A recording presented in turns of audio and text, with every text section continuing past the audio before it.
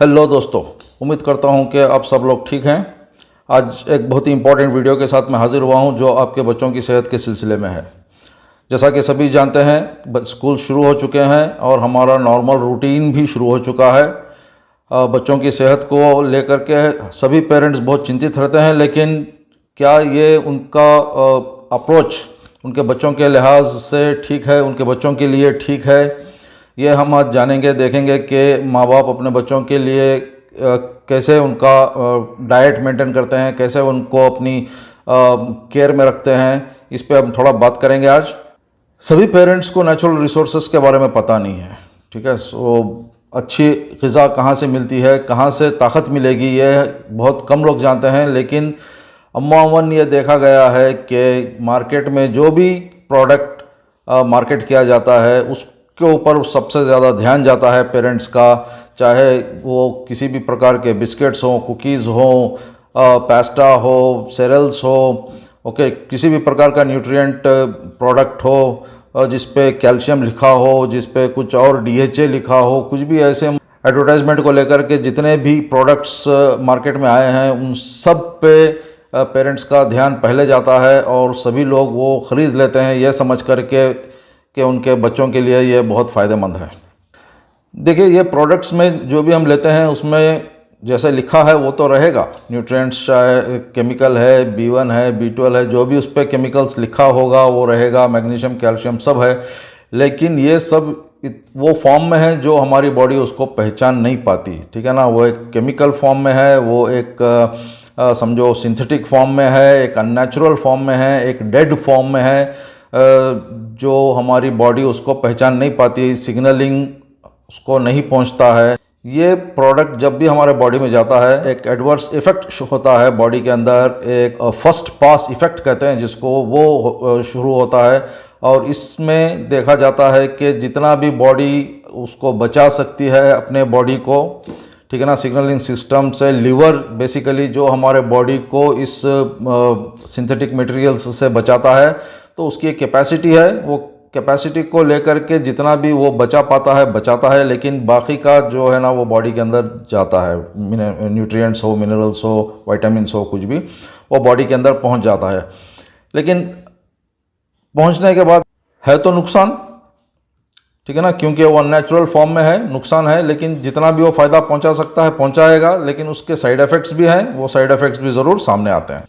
इसके अलावा देखने में ये मिलता है कि पैक्ड फूड्स खरीद लेते हैं हम लोग। पैक्ड फूड्स में बहुत ज़्यादा सॉल्ट होता है, नमक, बहुत ज़्यादा एडेड शुगर्स होते हैं, जो कि हमारे बॉडी के लिए बहुत ही नुकसानदायक हैं, ठीक है। मैं बीच में वो क्लिप्स ऐड करूँगा जिससे आपको पता चलेगा कि एडेड शुगर्स क्या है वगैरह, पैकेट के ऊपर कहाँ देखना चाहिए वो चीज़ें, ठीक है ना। लेकिन हर पैकेट पे जो भी पैक्ड फूड है, रिफाइंड फूड है, उसमें ये सारी चीज़ें होती ही हैं, ठीक है ना। सॉल्ट होगा एक्सेस, या फिर एडेड शुगर्स होंगे, प्रिजर्वेटिव्स होंगे। ये तीनों भी चीज़ें जो है ना हमारे बॉडी के लिए हार्मफुल हैं, ठीक है। ये बातें मैं आपको बताते आ रहा हूँ और हर वीडियो में मैं ये कहता हूँ कि भाई आपको अगर वेलनेस वर्थ से कुछ चाहिए तो ज़रूर आप राब्ता क़ायम करें।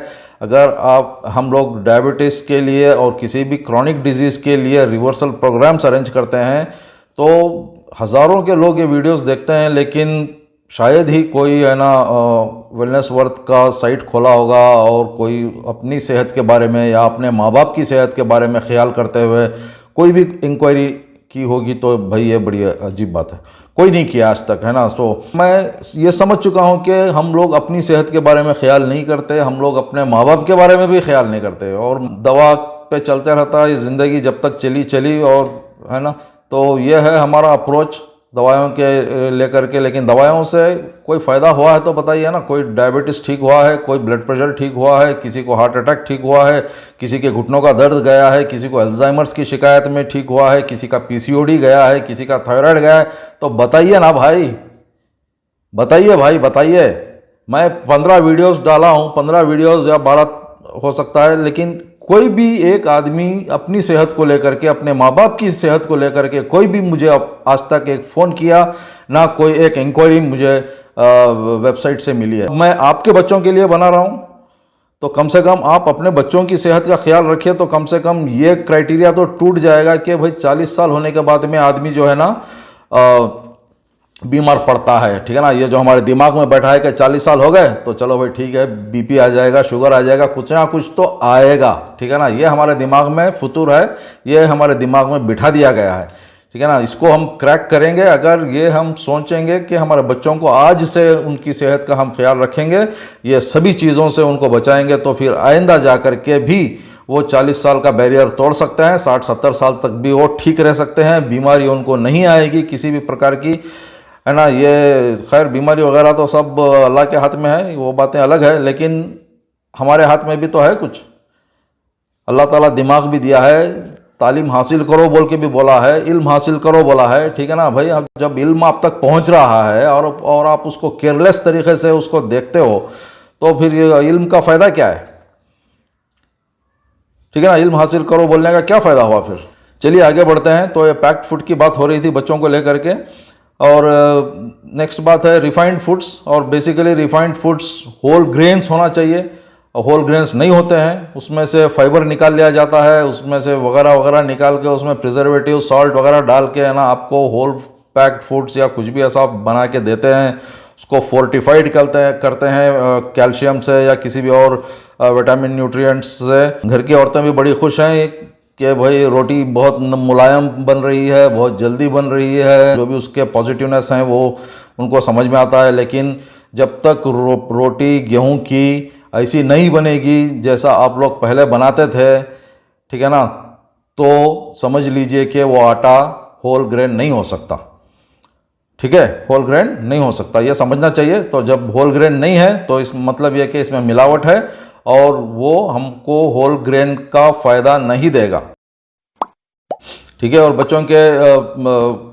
बच्चों के स्नैक्स में स्पेशली देखते हैं कि शुगर होता है, cane sugar, fructose corn syrup, dextrose, fructose, fruit nectars और हाई फ्रुक्टोस कॉर्न सिरप, ठीक है ना, लैक्टोस, माल्टोस सिरप और कई सारे मैपल सिरप, मोलासेस वगैरह वगैरह, कई सारे इसमें शुगर के नाम पे डाला जाता है, इसमें टेस्ट के नाम पे मिलाया जाता है। लेकिन ये आपको डीप में जाके देखना पड़ेगा कि क्या ये एडेड शुगर्स आपके बच्चों के लिए ठीक है या नहीं है। मैं तो आपको डंकी की चोट पे कह रहा हूँ, ये एडेड शुगर्स जहाँ पे भी है, कई बार तो एडेड शुगर्स खुला हुआ लिखा होता है, कई जगह उसके नंबर्स डाले होते हैं, कई जगह उसको शॉर्टकट में लिखा होता है, जो आम आदमी की समझ में नहीं आता कि वो एक्चुअली क्या है, ठीक है ना। तो बहरहाल होलसेल बात यही है कि हमको पैक्ड फूड बच्चों के लिए नहीं लेना है, ना चॉकलेट लेना है, ना किसी किस्म का भी रिफाइंड फूड, पैक्ड फूड, ये परहेज़ कीजिए, बच्चों को मत दीजिए, आदत अच्छी नहीं है, उससे दूर रखना है। तेल के तलने के चीज़ वगैरह इससे भी दूर रहना है। इसमें ओमेगा 6 होता है, मेरा वीडियो वॉच कीजिए फैटी एसिड्स के बारे में, ओमेगा 6 ओमेगा 3 के बारे में। हमको ओमेगा 3 ज़्यादा खाना चाहिए, मच्छी ज़्यादा दीजिए बच्चों को, उनके दिमाग के लिए अच्छा है, उनकी सेहत के लिए अच्छा है, ठीक है ना। आप भी खाइए, मच्छी खाने से बहुत अच्छी चीज़ है, fish is very good for your health, ठीक है। और फिर भी उसको डीप फ्राई मत कीजिए, उसको या फिर करी बनाइए या फिर उसको फ्राई करना है तो वो ओवन में, माइक्रोवेव ओवन में उसको आप बारबेक्यू की तरह कर सकते हो। लेकिन बोलने की बात यह है कि तेल से जितना भी है हमको कम यूज़ करना चाहिए। एडेड शुगर्स जो है वो ब्लड प्रेशर को बढ़ाता है, कोलेस्ट्रॉल, ट्राइग्लिसराइड्स बढ़ाता है और बॉडी में इन्फ्लेमेशन बढ़ाता है, यानी कि घाव करता है बॉडी में, और इस घाव के लिए जाके फिर उसकी मलहम पट्टी इंटरनली होती है और फिर ब्लॉकेजेस बनते हैं। बच्चों के लिए बहुत ख़राब है, बच्चों का वेट गेन होता है, बच्चे मोटे होते हैं और फिर जो है ना डायबिटीज़ के शिकार होते हैं, फैटी लिवर के शिकार होते हैं और लिवर डिजीज़ के भी शिकार होते हैं। कई सारे बच्चों को ये बीमारी देखने को मिलती है। प्लीज़ प्लीज़ प्लीज़ बच्चों को इन चीज़ों से दूर रखिए, जितना हो सकता है दूर रखिए। मेरा वीडियो बताइए, उनको समझाइए, समझाना ज़रूरी है। हर बच्चा ज़िद करता है क्योंकि वो चीज़ ही ऐसी है, उसको देख करके जी ललचा जाता है, ठीक है ना।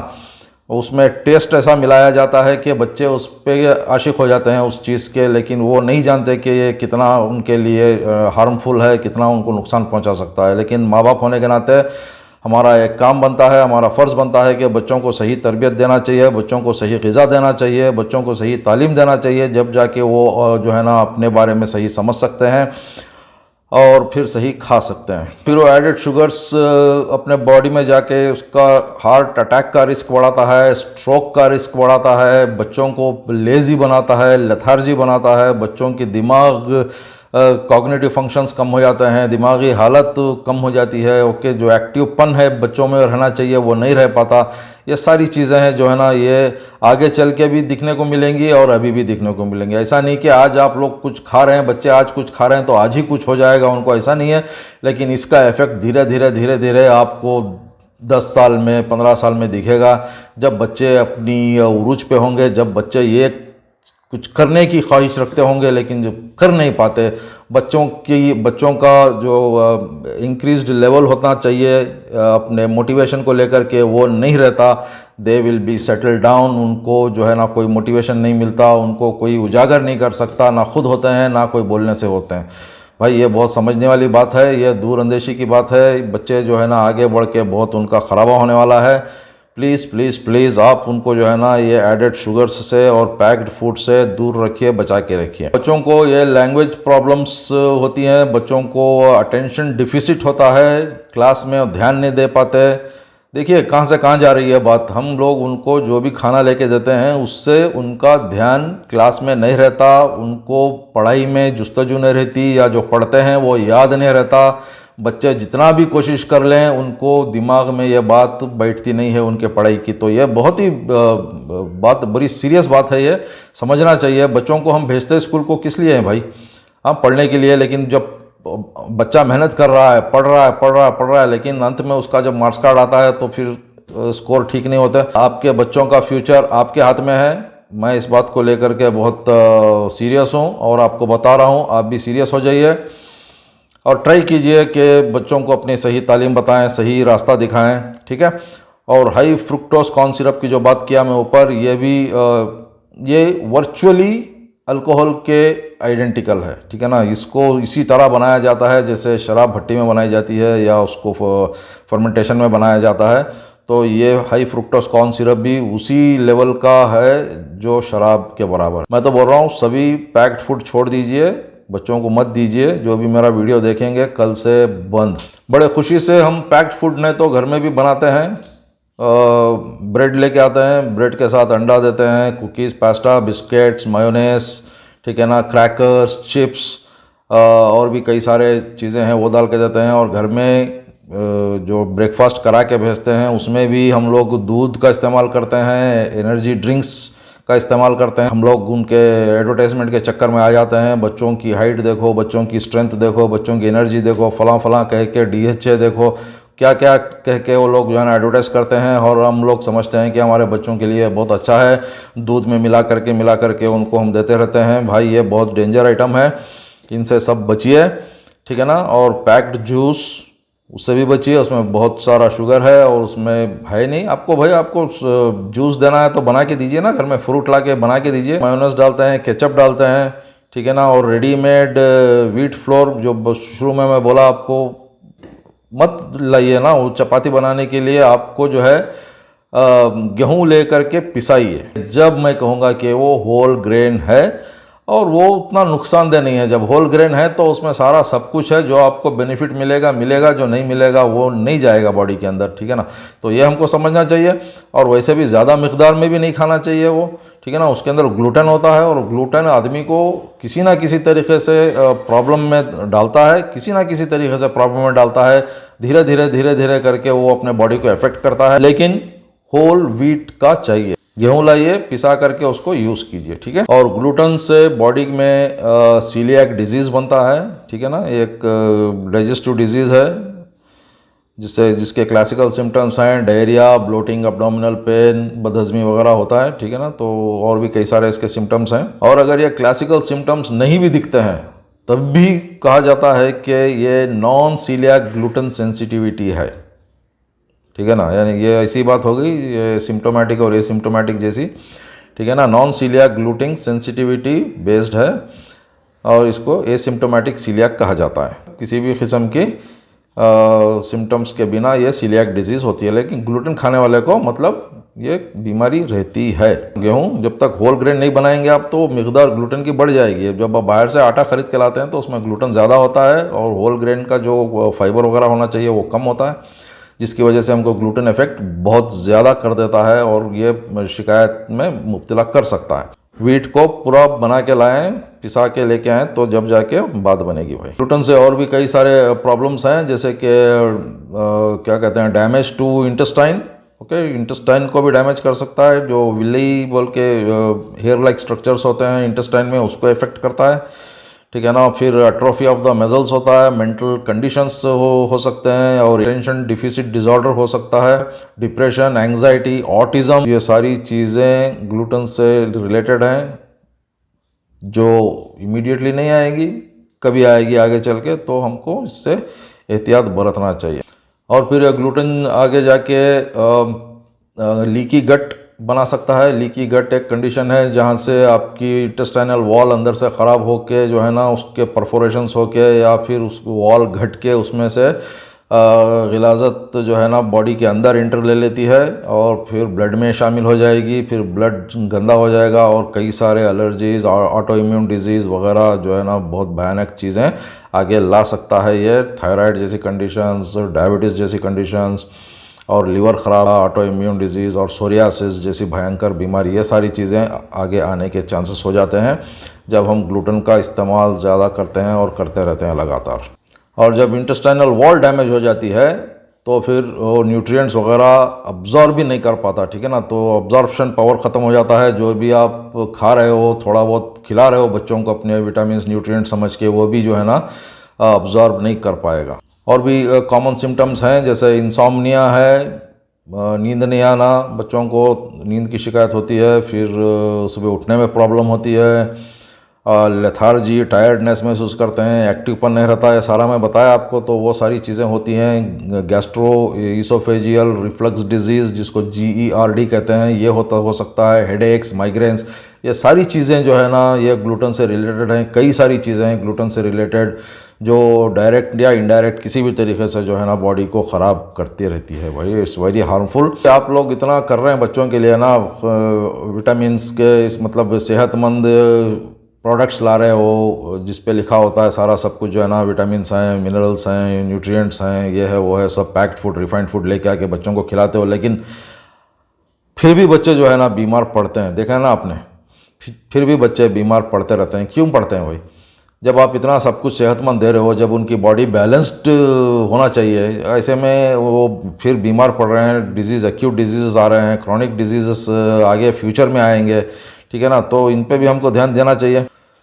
तो देखिए ये सारी चीज़ें खाने से जो है ना एक्यूट डिजीज़ भी आएंगी, बच्चों को लगातार बीमार करते रहेंगे ये सारी चीज़ें, और फिर क्रॉनिकली भी उनको जो है ना आइंदा चल के बीमार करेंगे। अभी तो 40 साल का ट्रेंड है बीमार होने का, और बच्चों को इसी तरह से हम लोग अगर खिलाते रहें तो ये 40 जाके 30 साल हो सकती है, या फिर 25 साल में भी बच्चे जो है ना डायबिटीज़ वगैरह के और BP शुगर वगैरह के और जितने भी मैं बीमारियों के नाम बताया, सारे क्रॉनिक डिजीज़ बच्चों को भी आ सकते हैं। इससे हमको बचना चाहिए। बच्चों की सेहत का ख्याल रखिए, इट्स वेरी इंपॉर्टेंट। बच्चों को हम कैल्शियम के मामले में बहुत सीरियस रहते हैं। कैल्शियम जहाँ भी दिखा हम प्रोडक्ट्स लेके देते हैं, लेकिन फिर भी आजकल बच्चों को ये बीमारी दिखने में आ रही है कि उनकी हड्डी कमज़ोर रहती है, यानी कि स्पेशली पीठ की हड्डी में स्कोलियोसिस होता है, काइफोसिस होता है, लॉर्डोसिस होता है। किसी भी प्रकार से वो हड्डी इतनी आसानी से बेंड हो जाती है और हम उसका दोष देते हैं स्कूल के बैग को, ठीक है ना। ठीक है, स्कूल का बैग वैसे भी हैवी है, लेकिन हमारी हड्डी इतनी भी कमज़ोर नहीं होना चाहिए कि जो है ना टेढ़ी बिंगी फिट हो जाए बॉडी के अंदर। तो ये ट्रेंड बहुत देखा जा रहा है बच्चों में, स्पेशली अपने बच्चों पे ध्यान देना चाहिए कि चेक कीजिए उनकी पीठ की हड्डी सीधी है या राइट लेफ्ट जा रही है, या पीठ ऊंट की जैसी पीठ हो रही है, या फिर वो कमर अंदर दब रही है, ठीक है ना। ये सारी चीज़ें इसको लॉर्डोसिस, काइफोसिस और स्कोलियोसिस कहते हैं। ये परमानेंट डिसऑर्डर हो जाएगा भाई, ओके, परमानेंट डिसऑर्डर हो जाएगा, इस पर ध्यान देना चाहिए। और ये अगर कैल्शियम खा रहे हैं आप, कैल्शियम समझ के दूध दे रहे हो बच्चे को, तो फिर ये बीमारी नहीं आना चाहिए ना। स्पेशली दूध का कैल्शियम उसके बच्चे के लिए है, गाय के बच्चे के लिए, आपके बच्चे के लिए नहीं है, तो आप वो चीज़ दीजिए अपने बच्चों को जो गाय खा के कैल्शियम बनाती है, ठीक है ना। हरी सब्ज़ी दीजिए, हरा जितना भी हरा पत्ता है, हरी सब्ज़ी है, सलाद है, बच्चों को भी दीजिए, आप भी खाइए, इससे कैल्शियम मिलेगा। धूप में आधा पौना घंटा बाहर बैठना चाहिए, विटामिन डी से कैल्शियम जहाँ जाके जमना चाहिए वहाँ जाके जमेगा। तो ये चीज़ें बहुत ज़रूरी है, कैल्शियम के साथ साथ विटामिन डी का होना, ठीक है। और एक भी बात है, बच्चों के आँखों की शिकायत भी सभी बच्चों को है तकरीबन, ओके।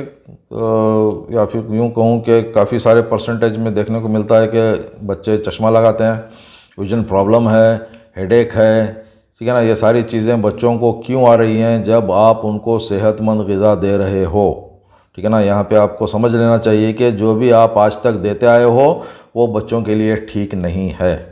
ये सारी चीज़ें देने से बच्चों का इम्यून सिस्टम कमज़ोर कर रहे हैं हम लोग, और बच्चों के कमज़ोर होने से ये सारी चीज़ें, विजन प्रॉब्लम है, कमज़ोरी है, लगातार बीमार पड़ना है, सर्दी खांसी ज़ुकाम बहुत जल्द आ जाता है, ये सारी चीज़ों का वही नतीजा है जो आप अब तक करते आए हो, ठीक है। तो बंद कीजिए ये सारी पैक्ड फूड, रिफाइंड फूड वगैरह।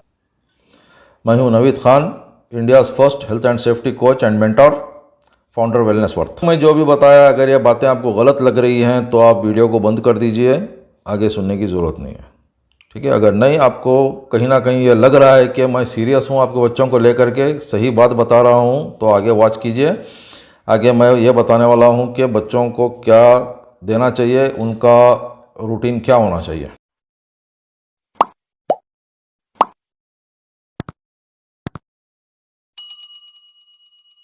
अगर आप बच्चों को लेकर के यही समझ रहे हैं कि बच्चों को स्ट्रांग बनाना है, स्मार्ट बनाना है, ताकतवर बनाना है, एक्टिव बनाना है, उनका भविष्य बनाना है, उनको आगे एक अच्छा सिटीज़न बनाना है इंडिया के लिए, अगर ऐसा आप सोचते हैं तो फिर आगे ये कीजिए उनके साथ। सुबह मॉर्निंग कॉपर वाटर दीजिए, एक कप दीजिए, छोटे बच्चे हैं तो।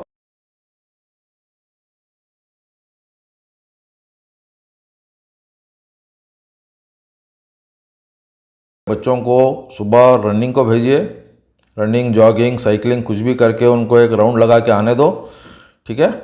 इतना उनके लिए बहुत ज़रूरी है। खेल कूद 1 घंटा या आधा घंटा जितना भी टाइम मिलेगा सुबह, उनको एक्सरसाइज के लिए यूज़ करना चाहिए। और जैसे ही राउंड वगैरह लगा के घर आते हैं तो उनको एक 10 मिनट, ये बहुत ज़रूरी है उनके आई विजन के लिए और मेंटल हेल्थ के लिए।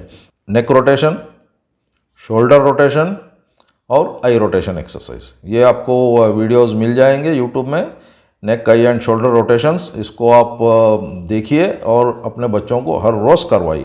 इससे मैं बताया आपको, आंखें और दिमाग अच्छा रहता है, और उसके साथ साथ अपना सर्कुलेटरी सिस्टम, नर्वस सिस्टम और एंडोक्राइन सिस्टम, यानी कि हार्मोन सिस्टम, ये सारा सब कुछ, सिग्नलिंग सिस्टम, ये सब बेहतर रहेगा, अच्छा रहेगा बच्चों के लिए।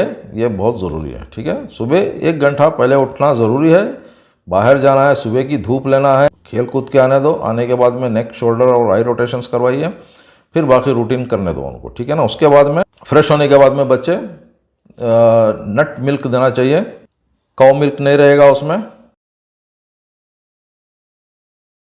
इतना सब करने के बाद में अगर माँ को ये लगता है कि बच्चा अभी भी भूखा है, तब उनको वो गेहूं की रोटी बना करके उसमें आमलेट के साथ दे सकते हो, या फिर बॉयल्ड एग का रोल बना के दे सकते हो। बस इतना खा लेगा बच्चा, ठीक है। सुबह पेट भर के मत भेजिए, सुबह में स्पेशली कम खाना चाहिए, क्योंकि रात का खाया हुआ एनर्जी बॉडी के अंदर ऐसे ही रहता है।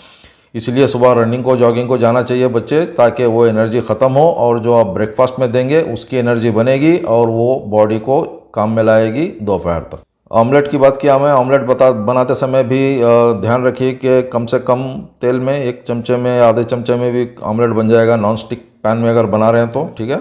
बस है इतना। सबसे बड़ी चिंता, टिफ़िन में क्या दें बच्चों को, लंच बॉक्स में क्या दें, ठीक है ना। तो लंच बॉक्स में बच्चों को फ्रूट्स दीजिए, सैलेड के खाने की चीज़ें हैं, ककड़ी दीजिए, गाजर दीजिए, ठीक है ना। बीटरूट, नौकल खा सकते हो तो ठीक है, यानी कि जो खा सकता है बच्चा वो दीजिए। आगे चल के वो ठीक हो जाएगा, सभी खाने लगेंगे तो तब तक उनको वो दीजिए।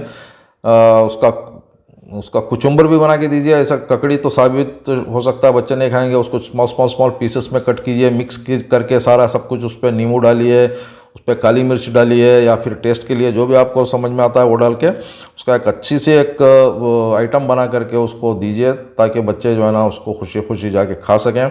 और फिर स्कूल से आने के बाद में ब्राउन राइस,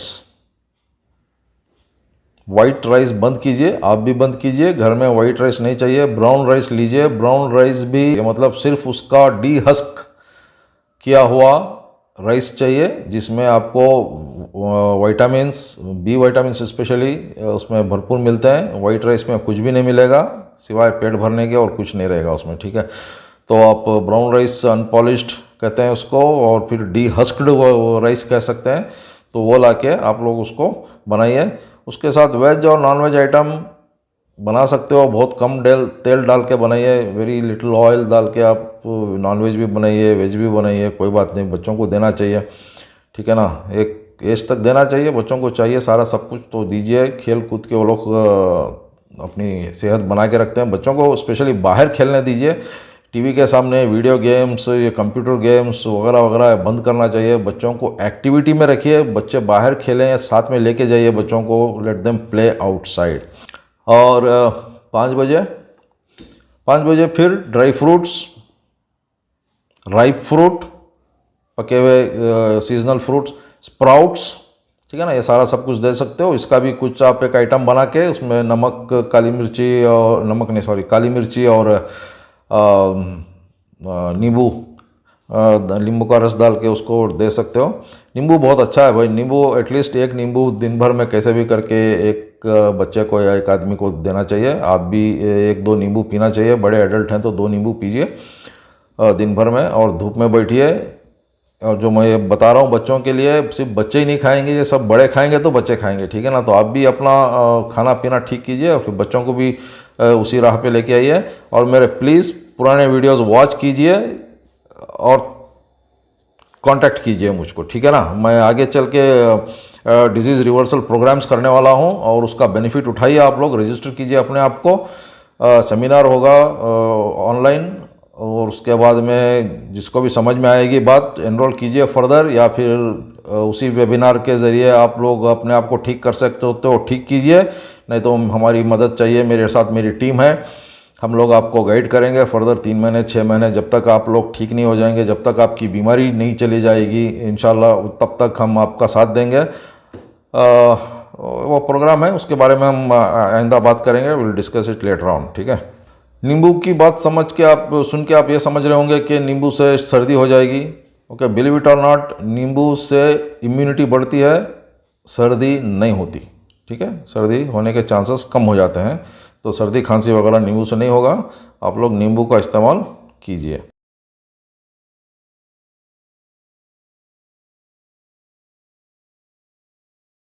और डिनर भी रोटी, जवार की रोटी, मिलेट की रोटी, या रागी बॉल्स, ठीक है, और थोड़ा ब्राउन राइस। जब भी आप रागी बॉल लेते हैं तो उसके साथ थोड़ा सा राइस ज़रूरी है, और ब्राउन राइस का मैं बोल रहा हूँ इस्तेमाल करने के लिए, वाइट राइस छोड़िए, ब्राउन राइस इस्तेमाल कीजिए, उसके साथ थोड़ा ब्राउन राइस लीजिए। जवार की रोटी बना सकते हो, ठीक है ना, जवार की रोटी शाम में, रागी की रोटी या रागी बॉल्स, और वेजिटेबल डिश या फिर नॉन वेज डिश। और मेरा रेसिपी है, आप लोग मेरे वीडियोस में वॉच कीजिए, कैबेज क्रंच, ठीक है, उसको बनाइए और लंच में और डिनर में उसको बराबर लीजिए, रेगुलर लीजिए। उससे आपका प्रोबायोटिक बढ़ेगा, बॉडी में हाजिमा अच्छा रहेगा, आपके गट में माइक्रोबायोटा जो है वो सही रहेगा, हार्मफुल बैक्टीरियाज नहीं रहेंगे। ये वेरी इंपॉर्टेंट है भाई आपके दिमागी हालत के लिए और आपकी फिज़िकल हालत के लिए भी। ये सारा सब कुछ सिग्नलिंग सिस्टम अच्छा रहने के लिए ये चीज़ें बहुत ज़रूरी है।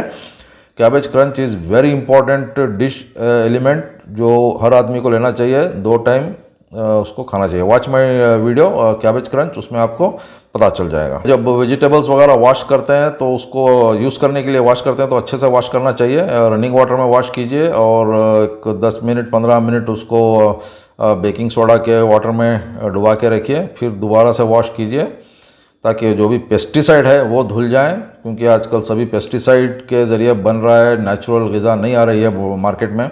ओके, ऑर्गेनिक लेना चाहिए। ऑर्गेनिक का रेट बढ़ा दिया, लेकिन हमारा टाइम था जब सभी ऑर्गेनिक था, ओके, हमको कोई ये सोचने की ज़रूरत नहीं पड़ती थी कि इसको धोना चाहिए नहीं धोना चाहिए, हम तो ऐसे भी खा लेते थे सारी चीज़ें, क्योंकि ऑर्गेनिक है। ऑर्गेनिक में अर्थ से निकली हुई कई सारे न्यूट्रिएंट्स मिनरल्स रहते हैं, तो बॉडी के लिए बहुत अच्छा है। यानी कि वो टाइम में अगर कम भी धोते हैं तो आपके लिए फ़ायदेमंद था, लेकिन आज आपको बहुत धोना पड़ेगा, और उसको धोने के बाद में भी हमको पता नहीं है कि वो वेजिटेबल के अंदर और फ्रूट के अंदर कितना पेस्टिसाइड गया होगा, ठीक है। तो वो तो नहीं निकाल सकते, लेकिन स्किन के ऊपर जितना है उतना तो हम साफ़ करके उसको यूज़ कर सकते हैं। प्लीज़ उसका ध्यान रखिए और यूज़ कीजिए। I think I have told you enough भाई, इतना समझिए आप लोग, ज़रूरी है।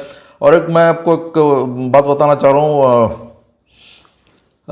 यूट्यूब में जब मैं देख रहा था तो एक वीडियो सामने आया मेरे, जिसमें न्यूट्रिशनल वीडियो था।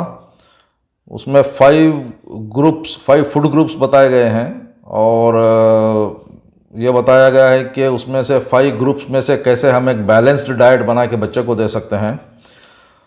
उसमें न्यूट्रिशनिस्ट ये भी कह रही थी कि मिल्क में आजकल काफ़ी सारा अडल्ट्रेटेड है,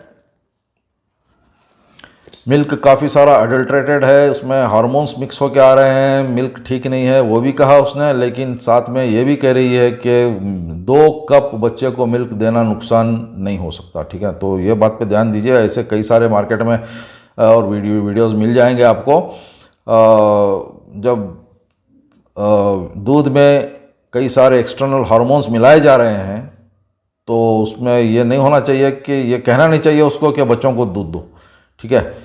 क्योंकि जब हार्मोन्स हैं तो बच्चों पे इफ़ेक्ट करेगा ना। जब बच्चों की एज बढ़ेगी तो उनको वो हार्मोन्स जनरेट होंगे, वो बात अलग है। लेकिन यहाँ पे एक बच्चा अभी बड़ा नहीं हुआ है, तभी उसके बॉडी में हम हार्मोन डाल रहे हैं, तो इसका असर हमको देखने में मिलता है कि बच्चे जल्दी बड़े हो जाते हैं। 8-9 साल में लड़कियाँ बड़ी हो जाती हैं, ओके, 10-12 साल में बच्चे बड़े हो जाते हैं। भाई ये ट्रेंड चेंज करना है। बच्चों का ये टाइम नहीं है कि उनको ये सारी चीज़ें देना चाहिए। दूध से मना कीजिए, दूध नहीं पीना है बाहर का, उसमें कई सारे हार्मोन्स हैं। आपको इसका डिटेल इन्फॉर्मेशन मिल जाएगा, या फिर मेरी किताब जो मैं लिख रहा हूँ उसमें भी मैं लिख रहा हूँ कई सारा इसके बारे में, तो वो भी पढ़िए, उसमें पता चलेगा आपको, ठीक है। मिल्क कंटेन्स हार्मोन्स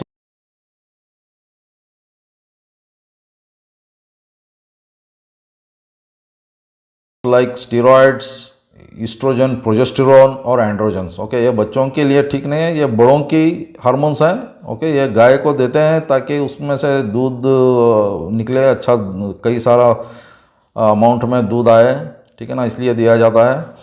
तो ये बच्चों के लिए ठीक नहीं है, ठीक है। बस इतना मैं कह के ख़त्म करना चाह रहा हूँ इस बात को। आप थोड़ा बच्चों के बारे में ध्यान दीजिए और अपने बारे में भी ध्यान दीजिए, अपने माँ बाप के बारे में ध्यान रखिए। भाई माँ बाप आके नहीं बोलेंगे आपसे कि भाई बेटा मेरा इलाज कराओ, ठीक है। एक मतलब हम लोग क्या बोलूँ यार आप लोगों को,